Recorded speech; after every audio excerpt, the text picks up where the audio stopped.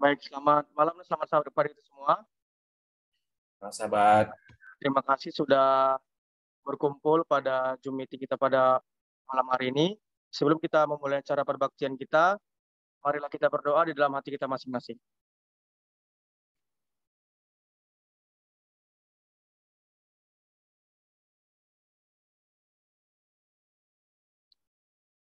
Baiklah, untuk memulai acara perbaktian kita, mari kita buka lagu Sion kita nomor 340, Sabat Hari Perhentian. Untuk doa pembuka nanti kami minta kesediaan dari Bapak Pendeta Sembiring.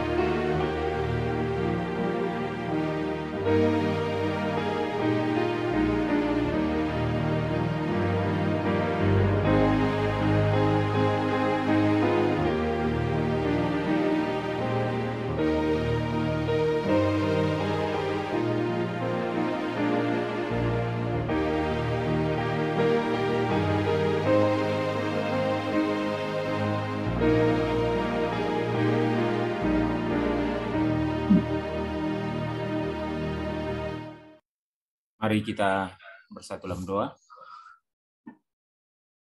Maha besar Tuhan kami di sorga, kami datang ke hadirat-Mu yang kudus Tuhan. Terima kasih berkat-Mu sepanjang hari-hari bekerja kami. Terima kasih berkat-Mu hari ini Tuhan telah lindungi peliharakan kami, menghantarkan kami ke jam yang kudus, hari Sabat-Mu yang mulia Tuhan. Bapa di sorga kami berdoa, mohon kiranya Roh-Mu yang kudus berkuasa dalam hati pikiran kami sepanjang jam-jam yang kudus hari Sabat-Mu Tuhan. Terkhusus pada saat ini ketika kami bersama-sama jemaat-Mu Tuhan untuk beribadah, menyembah Tuhan, mendengarkan firman-Mu. Berbicaralah melalui hamba-Mu, Bapak H. Sigalingging Tuhan. Biarlah firman Tuhan boleh menguatkan iman percaya kami. Nama Tuhan saja kami tinggikan di dalam ibadah kami ini. Mohon ampun Tuhan atas segala dosa-dosa kami sepanjang hari-hari bekerja kami. Kami berdoa di dalam nama Yesus, Tuhan Juru Selamat kami. Amin. Baik, sebelum kita mendengarkan firman Tuhan yang akan dibawakan oleh Bapak Sigalingging, sebelumnya kita akan mendengarkan lagu pujian yang akan dibawakan oleh Edelweiss dan Clementine. Waktu dan tempat dipersilakan.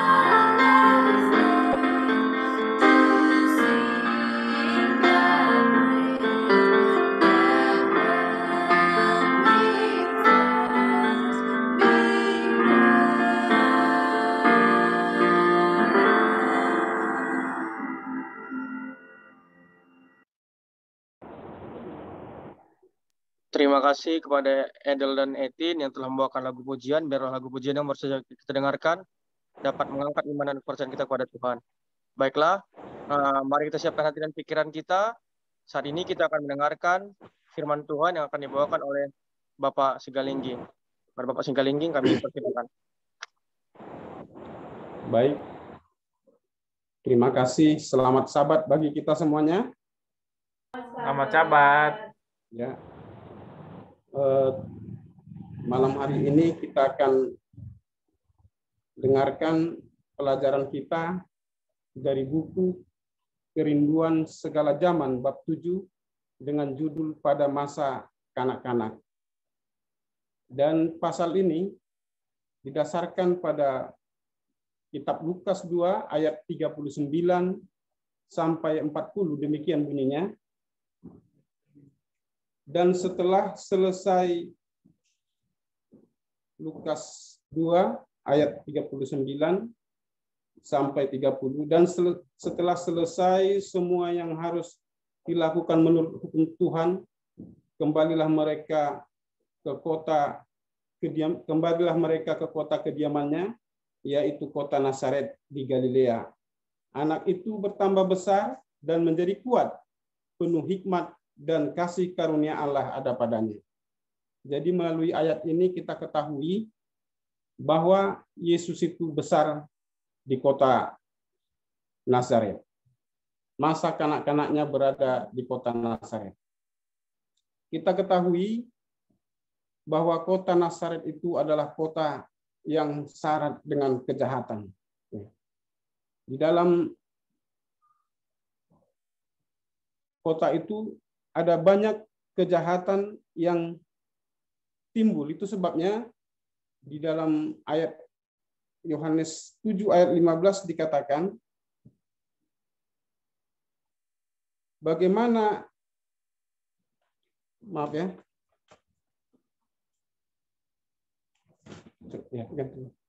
sebentar Bapak Ibu.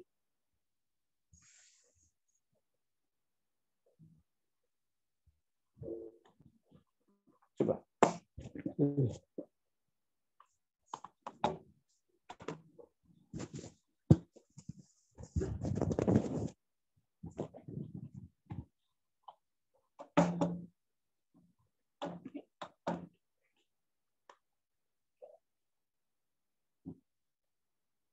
Ya.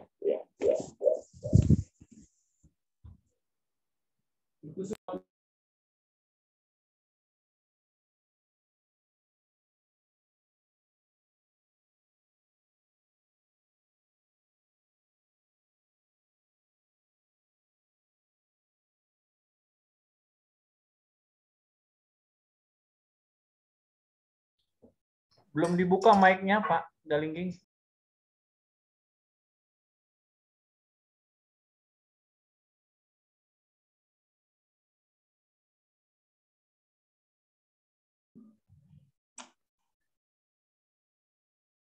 Nathanael pernah berkata kepada Filipus, bagaimana mungkin sesuatu yang baik datang dari Nazaret itu, menggambarkan bagaimana keadaan kota Nazaret yang penuh dengan kejahatan. Padahal di sanalah masa kecil Yesus, gitu ya, masa kanak-kanak Yesus. Nah, ini menggambarkan bahwa Yesus pada masa kanak-kanaknya dia sangat rentan dengan pencobaan.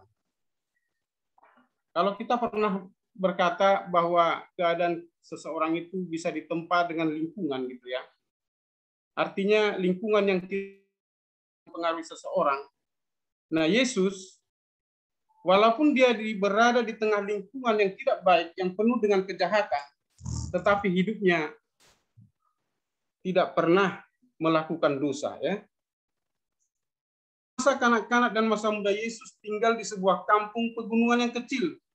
Tiada tempat di dunia ini yang tidak dapat dipermuliakan oleh hadiratnya.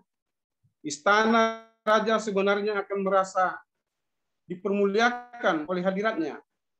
Istana raja-raja sebenarnya akan merasa beroleh kehormatan untuk menerima dia sebagai seorang.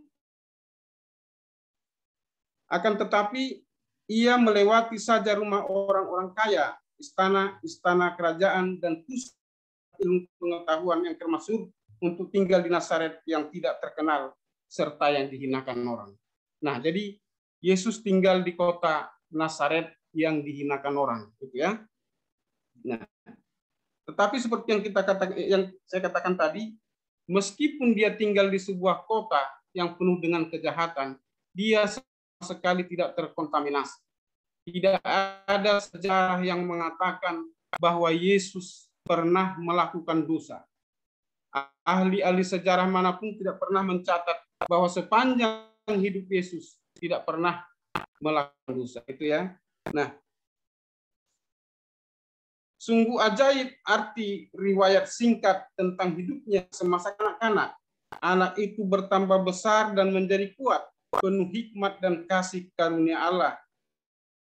Dalam sinar wajah Bapaknya, Yesus semakin bertambah hikmatnya dan besarnya, dan dikasihi oleh Allah dan manusia, pikirannya giat dan tajam. Jadi selama saya baca sejarah Yesus pada masa kanak-kanak ini, saya berpikir ternyata setelah kita alami, mungkin kita semua di sini sudah punya anak, sangat sulit ya membesarkan anak-anak itu seturut dengan keinginan kita. Sangat sulit membesarkan anak-anak itu supaya semua harapkan gitu. Nah, Yesus dikatakan di sini bahwa dia semakin bertambah besar dan bijaksana. Jadi artinya hidup Yesus itu penuh dengan apa? Ketekunan. Ya. Sehingga dengan demikian dia menjadi berkat bagi orang lain. Diceritakan di sini Yesus juga terbiasa dengan kerja keras sebagai apa? Tukang kayu, membantu orang tuanya gitu. Nah, selaku seorang anak, Yesus menunjukkan suatu keindahan tabiat yang istimewa. Tangannya yang cekatan selamanya siap sedia untuk melayani orang lain. Ia menunjukkan kesabaran yang tidak dapat diganggu oleh barang sesuatu pun, dan keteguhan dalam kebenaran yang tidak sudi mengorbankan kejujuran.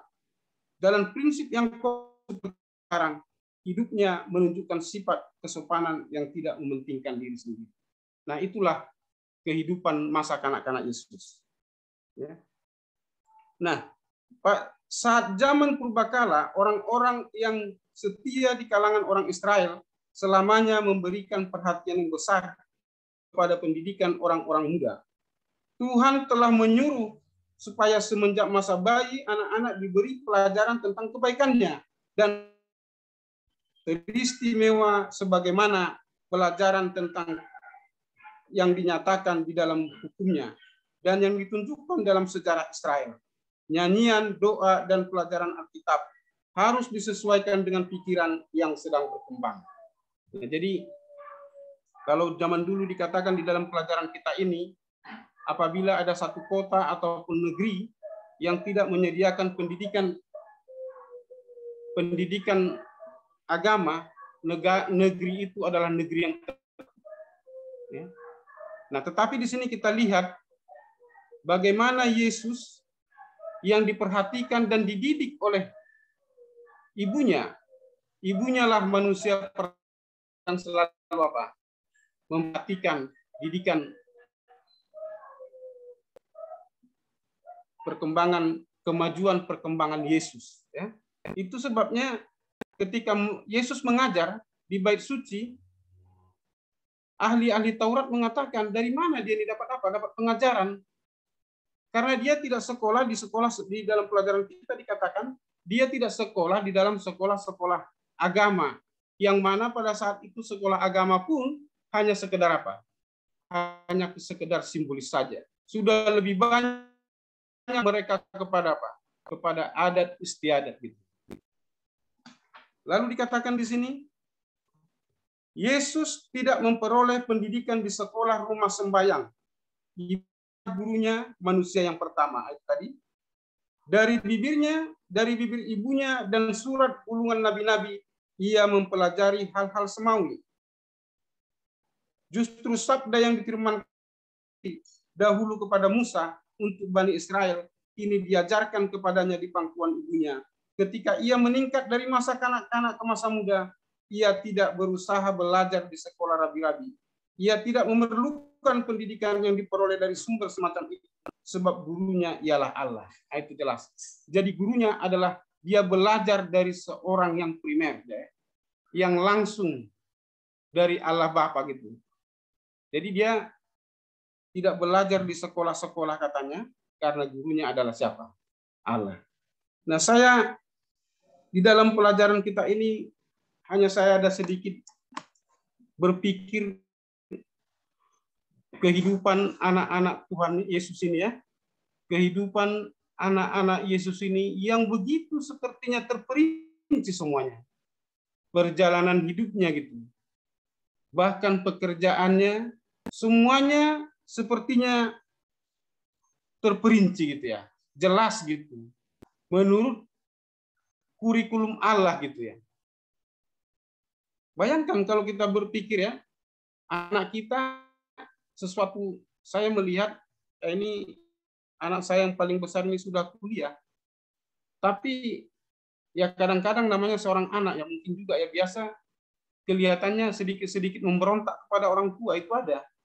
Sebagaimanapun kita ajari dia sebaik mungkin, tapi kita sebagai orang tua merasa bahwa anak kita itu belum menjalankan apa yang kita ajarkan 100%.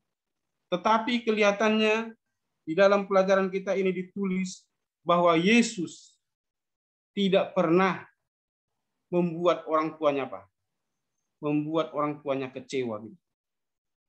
Nah, lalu kemudian pertanyaan yang ditanyakan ketika juru selamat bekerja di dunia ini dahulu, bagaimanakah orang ini mempunyai pengetahuan demikian tanpa belajar?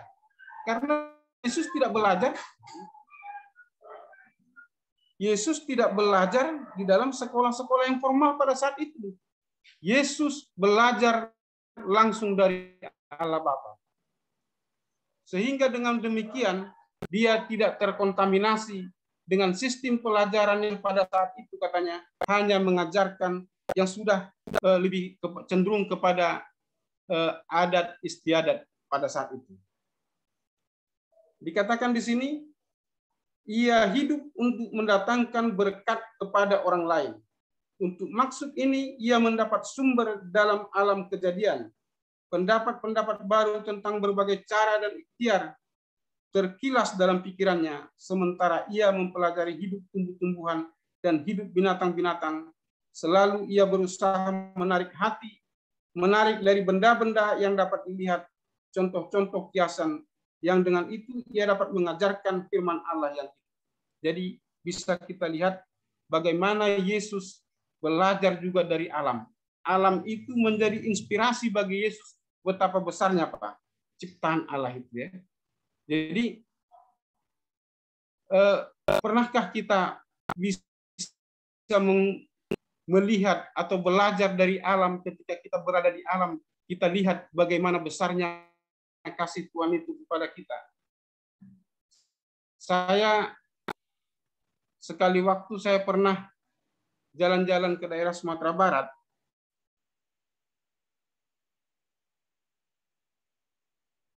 Saya lihat di Kelok 9 itu pertama kali saya ke sana, saya lihat indah memangnya, seperti juga indah. Lihat betapa besar ciptaan Tuhan itu. Sekarang seolah-olah saya ingin bernyanyi lagu kita sungguh besar.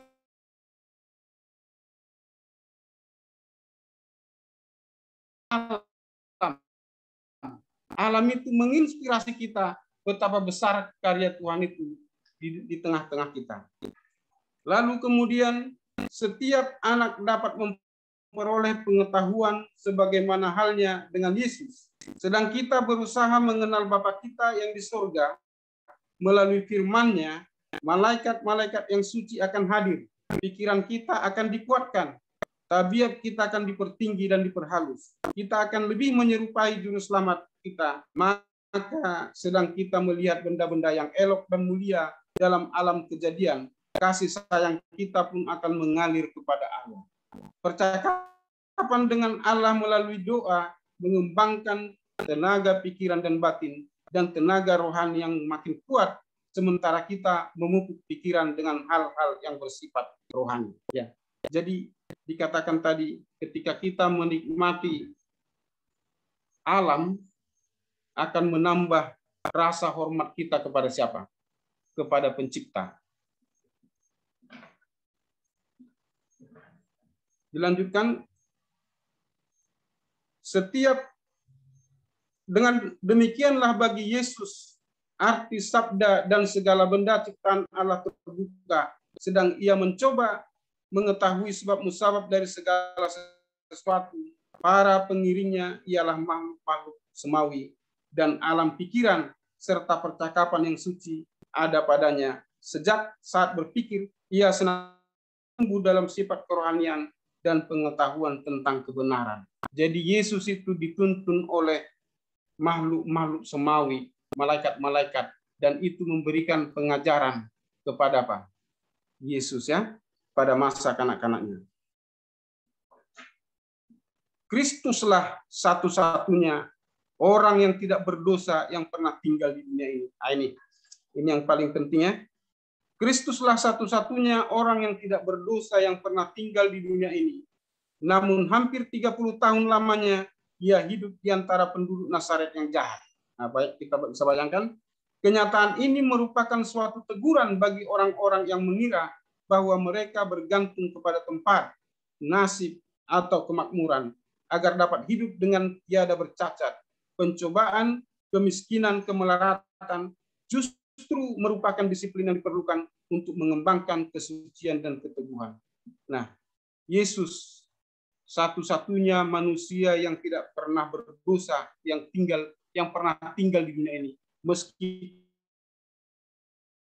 dia 30 tahun lamanya katanya hidup di tengah-tengah apa? Manusia yang berdosa, tapi dia sendiri tidak berdosa. Jadi saya kira kadang-kadang ya seperti kami yang tinggal di daerah pinggiran ini, saya kadang-kadang juga khawatir dengan perkembangan anak-anak karena memang di lingkungan kami ini banyak juga anak-anak yang apa? Yang saya katakan kurang baik lah gitu ya. Nah, tapi ternyata dengan disiplin yang tinggi, Yesus sudah membuktikan bahwa sekalipun dia berada di tengah-tengah orang berdosa, orang-orang yang jahat, dia tidak apa? Dia tidak pernah melakukan dosa.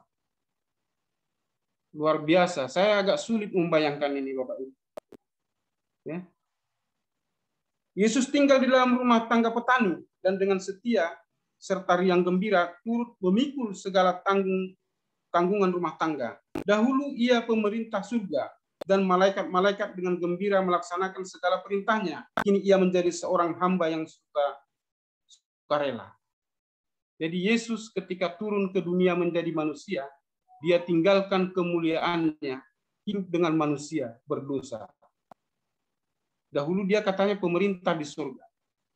Tapi sekarang dia menjadi apa? Menjadi seorang hamba yang sukarela. Seorang anak pengasih dan penurut. Ia belajar bertukang kayu dengan tangannya sendiri. Ia bekerja di bengkel pertukangan bersama Yusuf.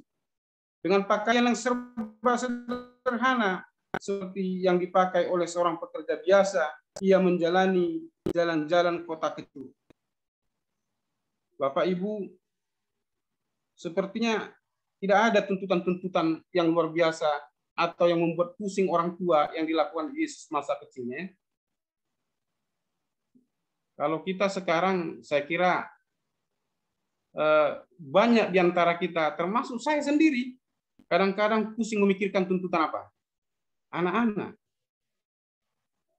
Nah ini, bagaimana caranya kita bisa mendidik anak kita hidup seperti siapa? Yesus. Dia tekun, dia bekerja, dia menolong orang lain, meskipun dia berada di tengah-tengah situasi yang tidak baik, tetapi dia tetap apa? Tetap setia dan baik. Yesus bekerja dengan gembira dan bijaksana. Perlulah banyak kesabaran dan kerohanian untuk dapat membawa kehidupan di rumah tangga, dan ke dalam tempat pekerjaan. Menanggulangi tekanan perusahaan dunia, namun tetap memelihara tujuan semata-mata hendak memuliakan Allah. Nah, mungkin ini juga bisa menjadi inspirasi bagi kita orang tua. Bagaimana kita mendidik anak kita supaya menjadi setia, penurut seperti apa? Seperti Yesus. Sempurna, saya di dalam hati saya berpikir sempurna kali bagaimana mungkin ya, kalau kita bicara dia Allah, ya memang dia Allah, tapi secara manusia dia juga manusia. tentunya agak sulit bagi kita memikirkan bagaimana kita bisa mengagendakan atau mengajari anak kita seperti apa? Seperti Yesus. Yesus adalah mata air kemurahan yang menyembuhkan. Maka sepanjang tahun-tahun kesunyian yang di Nazaret, hidupnya mengalir dalam belas kasihan dan kelemah lembutan. Orang yang sudah tua, orang yang berduka, dan orang yang tertindas oleh dosa, anak-anak yang bermain-main dengan kesukaan hati, makhluk-makhluk kecil di hutan belukar, binatang penarik muatan yang sabar, semuanya merasa lebih senang karena hadirat-Mu. Ia yang firman kekuasaannya menyokong segala dunia, mau membungkuk untuk menolong seekor burung yang terkena luka. Tiada sesuatu yang terlalu kecil bagi perhatiannya. Tiada sesuatu terhadap mana ia merasa jijik untuk memberi pelayanan. Nah ini, Yesus memperhatikan bahkan hal-hal yang terkecil. Dikatakan bahwa dia mau membungkuk, menyelamatkan burung yang terluka. Dan dia tidak pernah merasa jijik untuk melayani orang-orang yang apa? Orang-orang yang hina. Ya. Demikianlah, sedang ia bertumbuh dalam akal budi dan perawakan, Yesus pun bertambah dalam Allah dan manusia. Ia menarik simpatik segala hati oleh menunjukkan dirinya sendiri sanggup menaruh simpati dengan semua orang. Suasana harapan dan semangat yang mengelilingi dia menjadikan dia suatu berkat dalam setiap rumah tangga. Maka seiring dalam yang sembahyang pada hari Sabat, ia dipanggil untuk membaca pelajaran dari dan hati para pendengar merasa gembira ketika sesuatu terang yang bersinar dan perkataan biasa dari ayat yang suci itu. Nah ini Bapak Ibu, oleh karena pengetahuannya dari surga, apa yang dia lakukan ketika dia mengajar, dia menjadi pusat perhatian. Namun Yesus menghindari pertunjukan. Selama tinggal di Nazaret, ia tidak pernah menunjukkan kuasa ajaibnya. Ia tidak pernah mencari kedudukan yang tinggi dan tidak memakai sesuatu gelar. Hidupnya yang tenang dan sederhana, bahkan tidak adanya keterangan Alkitab tentang hidupnya ketika kanak-kanak memberikan kepada kita suatu pelajaran yang penting. Makin tenang dan makin sederhana hidup seorang anak, makin bebas dari kesibukan yang dibuat-buat. Nah, itu. Makin tenang katanya kehidupan seorang anak, makin bebas dari kesibukan yang dibuat-buat. Sekarang ini anak-anak kadang-kadang susah diatur. Kadang-kadang pulang pergi sudah semaunya saja. Saya berpikir enak kali orang tua bila anaknya hidup seperti Yesus ini ya. Dia tidak pusing memikirkan, ya kan? Kalau kita pikir-pikir, saya ini punya anak 2 yang sudah remaja, setiap kali pergi, pikiran saya menjadi kacau. Apa yang terjadi? Bagaimana ini keadaan? Jam berapa pulang? Tidak jelas. Bapak Ibu barangkali tidak merasakan, atau mungkin anak-anak di rumah Bapak Ibu bisa diajari sebaik mungkin. Tapi kalau saya ini menjadi beban berat saya. Saya pergi Pak, pergi. Sepanjang dia belum pulang ke rumah, pikiran saya kusut. Apa yang terjadi? Bagaimana nantinya? Apakah pulang masih selamat atau tiba-tiba nanti ada telepon berdering bagaimana? Ini menghantui saya sebenarnya. Nah, bagaimana kalau kita punya anak seperti, penurutnya seperti apa? Kebaikannya seperti Yesus ini luar biasa. Saya kira inilah surga di dalam rumah tangga ya.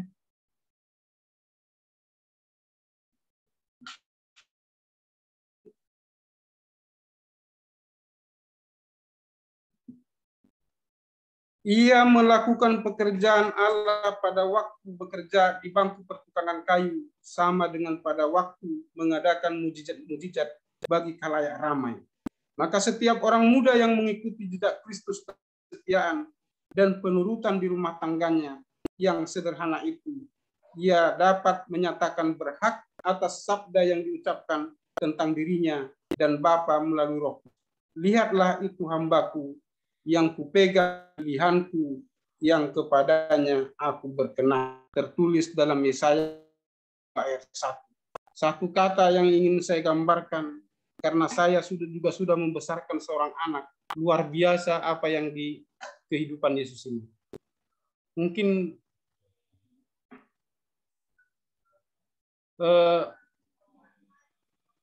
sangat tenang perasaan orang tua apabila memiliki anak seperti Yesus ini, baik, penurut, dan tidak mau membebani orang lain.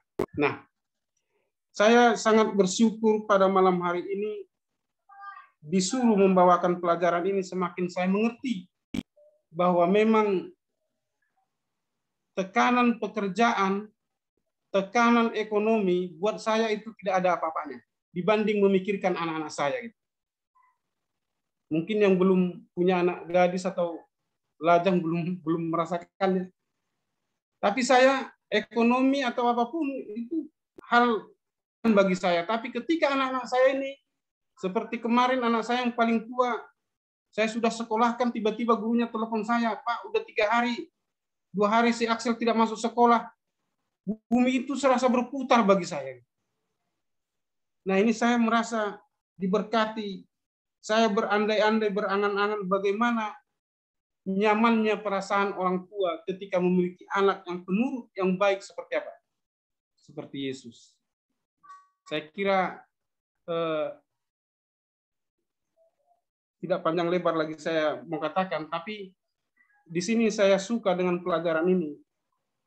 Karena kita semua bisa mungkin saling melihat kepada diri kita, anak. Lalu bagaimana? Saya tadi berpikir seperti ini kan dari sisi anak-anak yang penurut, yang tidak mau merepotkan orang tuanya. Nah, kalau kita ambil kebalikannya, bagaimana orang tua memperlakukan anak, ini yang belum saya dapat di dalam pelajaran kita pada hari ini. Sehingga saya juga ingin tahu bagaimana harusnya mendidik anak itu supaya menjadi penurut seperti apa? Seperti Yesus. Kalau ini mungkin dari sisi Yesus ya, dari sisi anak dia memang sudah penurut ya, dan dikatakan bahwa Allah adalah gurunya gitu. Nah, bagaimana kita di sisi orang tua seharusnya memperlakukan supaya anak kita hidup menjadi penurut dan baik seperti Yesus ini. Demikianlah mungkin yang bisa saya bawakan pada malam hari ini. Saya ucapkan terima kasih, Tuhan kiranya memberkati kita. Amin. Baik, terima kasih kepada Bapak Sigalingging yang telah membawakan firman Tuhan kepada kita pada malam hari ini. Pada malam hari ini kita memiliki waktu kurang lebih 10 menit untuk berdiskusi. Kira-kira ada yang perlu ditanyakan atau yang perlu ditambahkan. Waktu dan tempat kami persilakan.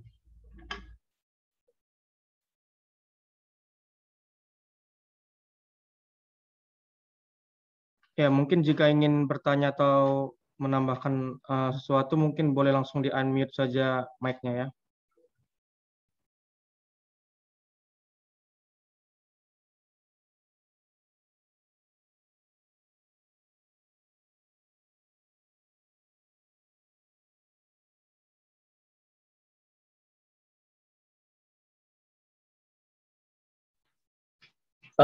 Selamat malam buat kita semua, salam.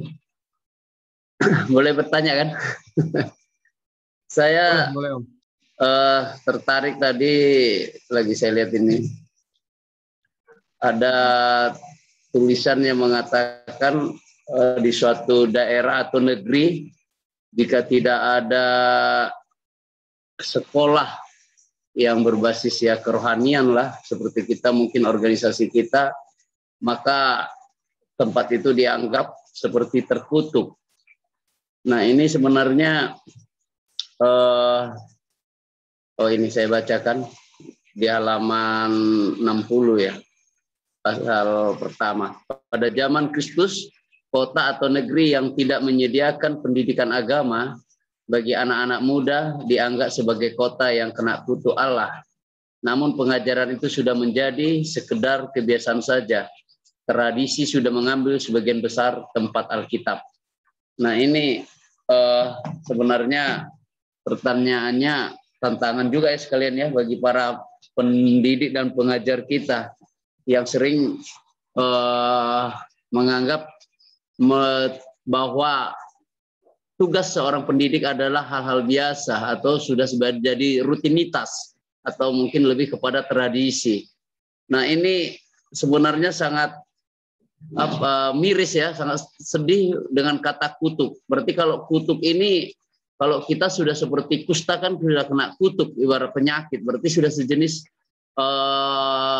level yang sangat berbahaya kalau tidak ada. Kita bersyukur di sekolah kita masih ada, di gereja kita ada sekolah Tuhan.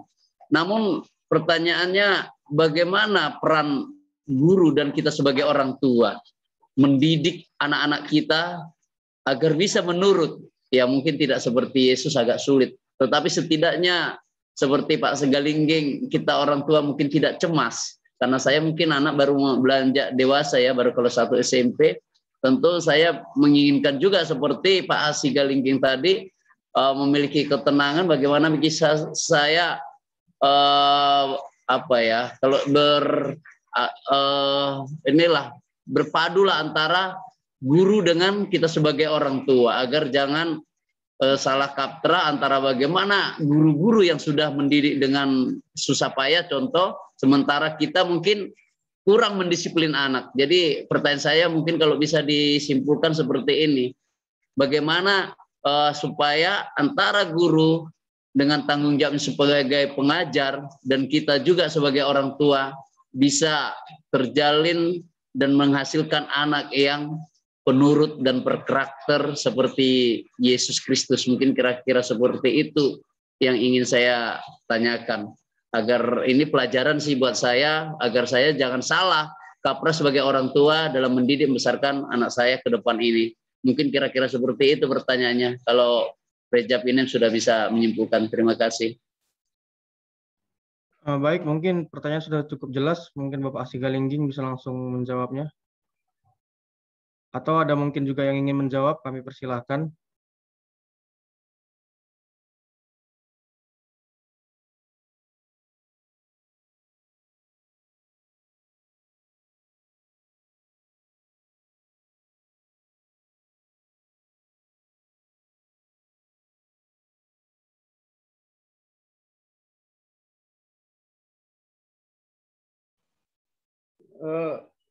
Kalau boleh,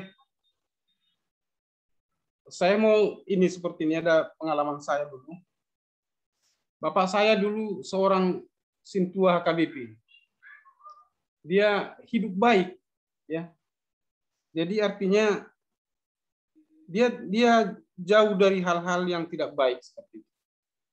Nah, suatu saat dia mabuk, gitu. Mabuk, nyanyi, mabuk, dan pulang ke rumah sudah pada sudah mabuk lagi tuh. Lalu ibu saya marah-marah, mama saya marah, bikin malu, begini disuruh keluar dari rumah, jadi tidur di teras itulah dia itu. Nah, besok paginya ketika dia sudah mulai sadar, saya tanya, kenapa bapak seperti itu? Inilah abangmu manja terus. Katanya. Jadi artinya dari situ yang saya lihat betapa susahnya hati bapak saya ini melihat kelakuan abang saya yang selalu bikin susah gitu ya. Sekolah tidak mau, uang mau terus gitu. Jadi saya berpikir pada saat itu, apa susahnya anak yang seperti ini kalau bandel, racun aja sudah selesai kan, daripada kita pusing-pusing gitu pada saat itu ya. Tapi ternyata setelah kita menjadi tua dan bahkan mempunyai anak gitu, hal yang sama juga menjadi kecemasan kita. Jadi kalau tulang saya Nawaban tanya tadi bagaimana supaya kita tidak cemas, ini juga saya mau bertanya juga. Makanya saya pun agak-agak bingung juga nih, gimana caranya membuat kita supaya apa? Supaya tenang. Ya mungkin ya tidak semua ya, bisa juga mungkin ada orang tua yang anaknya baik. Ya mungkin macam Pak Pinem, senanglah dia kalau gereja orang baik gitu kan. orang yang selalu turut kan gitu kan. Tapi kan nggak semuanya seperti itu kan gitu. Jadi saya justru mau minta keterangan tambahan dari Ibu Nyonya Siagian ini sebagai seorang psikolog ini, Bu. Minta tolong tambahan. Terima kasih. Baik, terima kasih. Selamat sahabat. Saya memberikan tambahan sedikit ya. Jadi hal pelajaran mendidik anak itu bukan hal yang mudah ya. Jadi dalam proses mendidik anak ini sebagus apapun sekolahnya itu bukan jadi jaminan. Nah, pendidikan karakter yang pertama adalah dalam keluarga ya. Jadi kalau membaca dalam membina anak yang bertanggung jawab di pasal 48 ya, kalau nanti bisa dibaca reaksi anak, itu berjudul reaksi anak. Nah, jadi di sana dikatakan ada reaksi karena ada stimulus. Nah, stimulus itu datangnya dari siapa? Dari rumah tangga, ya, dari orang tua. Jadi yang artinya dari anak dalam kandungan sampai usia 10 tahun itulah pembentukan karakter. Ya. Karakter itu bukan dibawa lahir. Supaya nanti dipahami, kepribadian dibawa lahir, genetik, namun dia bisa berubah dengan lingkungan. Tetapi karakter murni didapat dari lingkungan, itu perbedaannya. Nah, kalau orang tua di dalam rumah mengajar dengan kekerasan, maka reaksi anaknya pun tidak akan seperti yang kita harapkan. Jadi ada istilah mengajar anak membujuk, memarah, keras, mengecam, ya itu hal yang tidak boleh dilakukan. Seperti apa melakukannya? Seperti Yesus mengajar. Yesus itu adalah guru. Jadi pendidikan yang pertama itu di rumah tangga. Nah, kalau kita cemas, artinya kita salah mendidik di rumah. Sehingga ketika anak itu tidak pulang, kita ketakutan. Kan begitu, ya. Jadi bagaimana supaya kita tidak ketakutan? Didiklah spiritualnya sedini mungkin. Itu di rumah tangga. Jangan menjakan anak itu. Contohnya, dia pengen sesuatu, mula-mula kita marah, tetapi akhirnya memberikan. Artinya adalah itu disiplin yang tidak konsekuen. Berikan disiplin di rumah, tetapi tidak kekerasan. Artinya mendidik dengan cinta. Sama halnya dengan orang tua dan guru.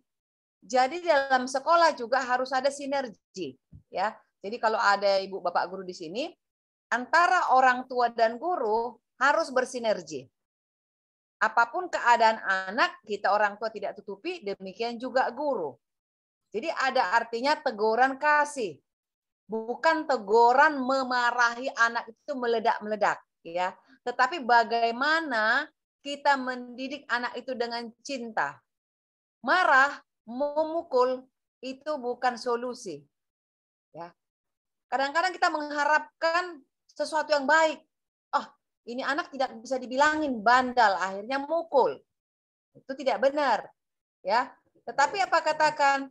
Bukan dibilang Alkitab itu ambillah rotan. Artinya adalah ketika dia melakukan kesalahan ada punishment. Tapi sesuai, bukan punishment seperti kita marah-marah, punishment kasih beda, ya.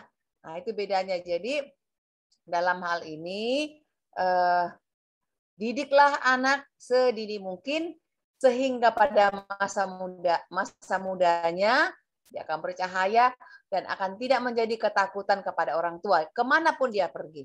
Kenapa saya katakan ketika saya anak perempuan saya dulu PTT sampai ke NTT, saya tidak takut padahal dia perempuan. Ya, bisa kita bayangkan seorang perempuan jauh tuh ke tempat terpencil yang tidak pernah dia lakukan seumur hidup. Tetapi yang jadi jaminan hidup bagi saya sudah ajarkan dia firman Tuhan dan saya yakin. Nah, ini jadi kita punya orang tua memiliki iman yang teguh, yakin kita. Kemanapun anak kita itu melangkah, kita sudah yakin. Jadi tidak ada ketakutan, kecemasan. Tapi namanya orang tua, saya katakan tadi bukan hal yang mudah, kita tetap belajar dan belajar dan belajar. Pelajaran mendidik anak, pelajaran rumah tangga tidak akan habis sampai kita menutup mata. Namun kasihlah pengajaran dengan cinta, dengan kasih sayang, itu yang akan membuat anak berubah, didik dia spiritualnya sedini mungkin, emotional questionnya. Jadi memang ini ada pelajaran khusus sebenarnya ya. Tapi kalau membaca, membina anak bertanggung jawab, saya pikir di situ sudah jelas semua pelajarannya. Hanya bagaimana kita menjabarkan dan melakukan. Kadang-kadang kita membaca mudah, melakukannya sulit. Tapi saya pikir tidak ada yang sulit. Jadi anak itu kalau sudah mulai usia 11 tahun, ya 11 tahun itu ke 17, dia sudah peer group. Dia sudah lebih mempercayai teman-temannya. Jadi peer group itu adalah teman sebaya. Dia lebih mempercaya apa kata temannya, ya, tidak dengan orang tua lagi. Tetapi ketika kita mendidik dia sampai 0 sampai 10, itu tidak akan terbuang, dia akan terpendam di dalam unconscious-nya, alam bawah sadarnya. Jadi ketika dia melakukan sesuatu yang salah, hendak melakukan, dia akan teringat itu dan dia akan menjauhkan. Ya, itu sudah diteliti, sudah ada penelitiannya khusus untuk itu. Jadi saya pikir, tapi tidak ada yang terlambat. Nah, seperti putrinya Pak Berlin tadi mau masuk SMP ya, saya pikir kalau nggak salah tadi saya dengar ya. Nah, nggak ada yang salah. Tetap berikan pendidikan. Nah, si Axel sudah kuliah, tidak apa-apa. Nah, masih bisa. Jadi tidak ada kita katakan, oh sudah dewasa dia tidak bisa. Bisa, tapi berikanlah dengan kasih. Dan juga kita tidak hanya ngomong. Nah, kita bilang jangan marah, tapi kita di rumah teriak-teriak. Ya kan? Jadi apa yang kita katakan itu sesuailah dengan apa yang kita lakukan di rumah. Sehingga karena anak-anak itu adalah apa? Paling mudah mengimitasi. Jadi role modelnya itu adalah keluarga kita. Orang tua kita memberikan pendidikan yang keras kepada kita, atau kita tidak merasa bahagia ketika kita anak-anak, jangan lakukan itu kepada anak kita. Nah, pendidikan itu sudah beda dan juga sudah ada apanya. Ada undang-undangnya juga, kita tidak boleh semena-mena dengan anak, ya. Tapi apapun itu, didiklah dengan mendidik dan beri dia reward ketika dia menjadi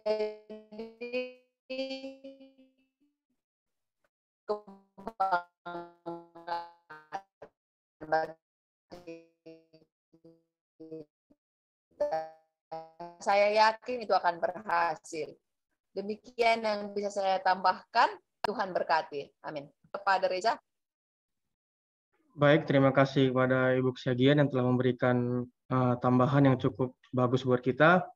Berhubung waktu kita sudah habis, mungkin sebelum kita menutup acara perbaktian kita, saya persilakan kepada Bapak Sigalengging untuk memberikan kesimpulan pelajaran kita pada malam hari ini.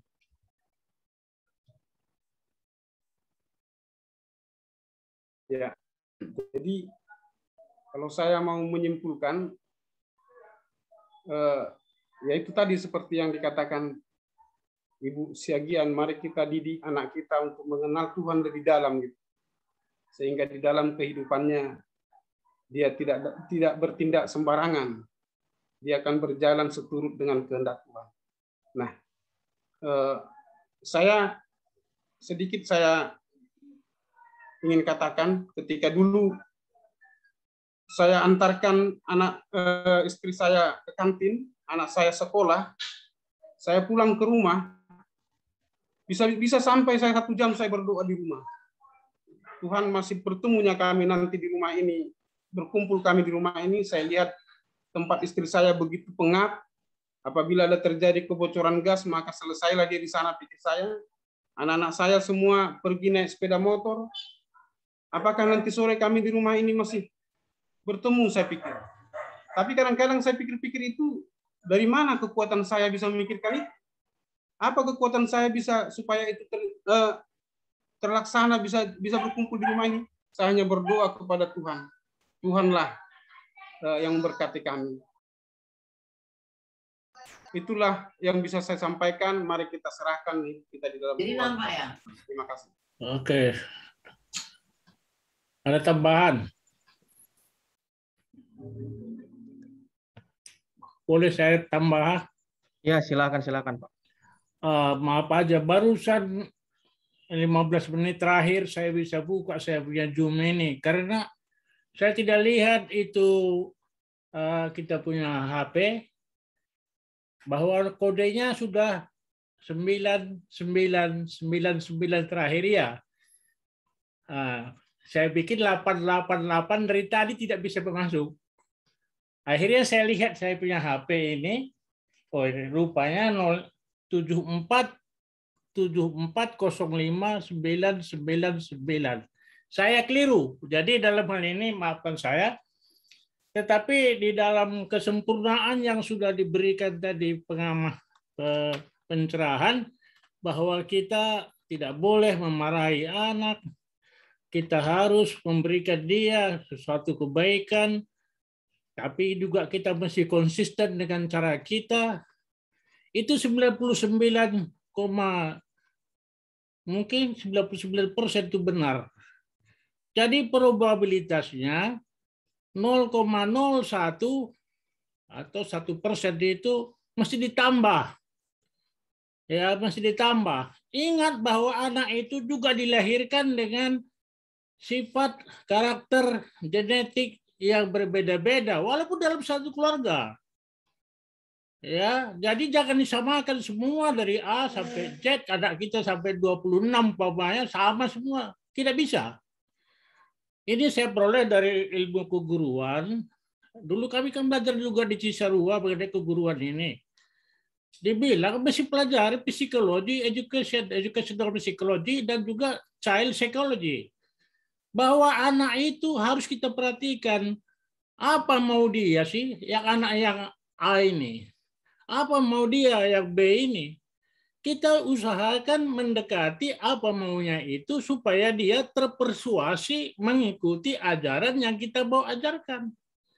Jangan dipaksakan, ini bapakmu, ini yang benar. Ini mamamu, ini yang benar. Saya gagal, saudara, karena menerapkan itu dulu. Jadi sekarang sesudah tua begini baru saya sadar anak saya pun sudah nggak ada di rumah lagi. Jadi biarlah yang masih ada anaknya di rumah, perhatikan, jangan paksakan kehendakmu atau kehendak agamamu itu kepada anakmu. Lihat juga kemauan anak ini.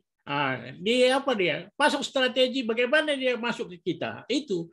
Jadi jangan serta merta satu ide masukkan, paksakan semua anak kita semua sama rata, nggak bisa. Itu tambahan dari saya. Terima kasih. Baik, terima kasih buat Pak Sembiring atas tambahannya.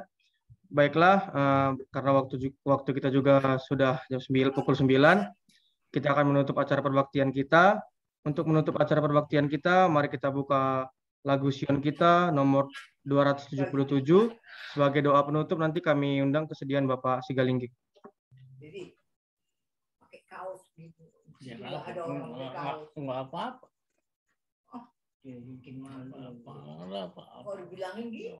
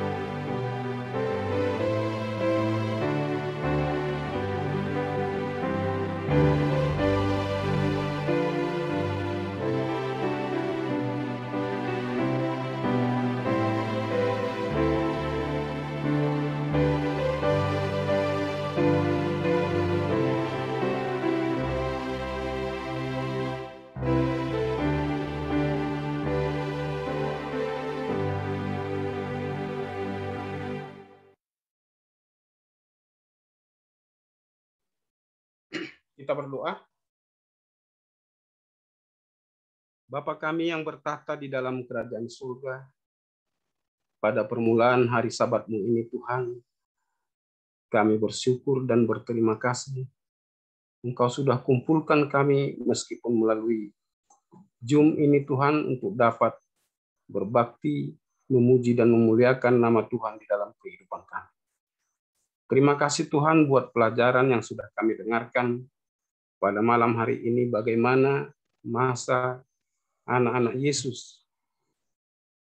Bapa di surga, kami sangat terpesona bagaimana Yesus pada saat anak-anaknya Tuhan. Ingin rasanya kami mempunyai anak yang baik, penurut, serta menyenangkan hati orang tuanya sebagaimana Yesus sudah lakukan ketika dia masa anak-anak di dunia ini, Bapa. Kami percaya Tuhan,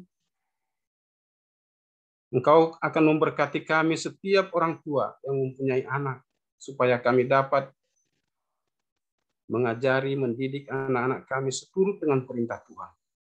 Sehingga kelak anak-anak kami ini Tuhan, menjadi anak-anak yang baik, berbakti kepada orang tua, terus istimewa kepada Tuhan, dan dapat menyenangkan hati orang tuanya Bapa, demikian juga berguna bagi sekeliling. Bapa di surga, biarlah kiranya Engkau memberkati anak-anak kami dimanapun mereka berada, semuanya Tuhan. Berikan hikmat dan bijaksana kepada mereka. Berikan masa depan yang cemerlang. Sehingga dengan demikian ya Tuhan, mereka akan semakin mengenal Engkau adalah Tuhan dan Juru Selamat yang selalu peduli dengan kehidupan mereka. Bapa di surga, pada malam hari ini Tuhan, ketika sebentar kami akan beristirahat di tempat tidur kami serahkan hidup kami hanya ke dalam tangan Tuhan. Engkaulah yang memimpin dan menjaga serta memelihara kami dalam malam istirahat kami. Sehingga besok pagi Tuhan kami dapat terbangun untuk dapat berbakti, beribadah kepada Tuhan. Bapa di surga, inilah Tuhan doa kami. Biarlah Engkau memberkati setiap kami yang hadir di ruang Zoom ini maupun yang tidak dapat hadir ya Tuhan. Memberkati para pengurus gereja kami Tuhan, khususnya gembala kami, sehingga dapat membawa kami dalam satu kesatuan yang selalu rindu menantikan kedatangan Tuhan yang kedua kali. Bapa di surga, ada banyak dosa dan kesalahan yang kami perbuat sepanjang minggu ini. Khususnya dalam ibadah ini Tuhan, bila mana kami melakukan kesalahan, ampuni kami Tuhan supaya tidak terhalang setiap berkat yang Tuhan memberikan kepada kami. Inilah Bapa doa kami, terimalah ini Tuhan. Kami sembahkan melalui anak-Mu, Yesus Kristus Tuhan dan Juru Selamat kami. Amin.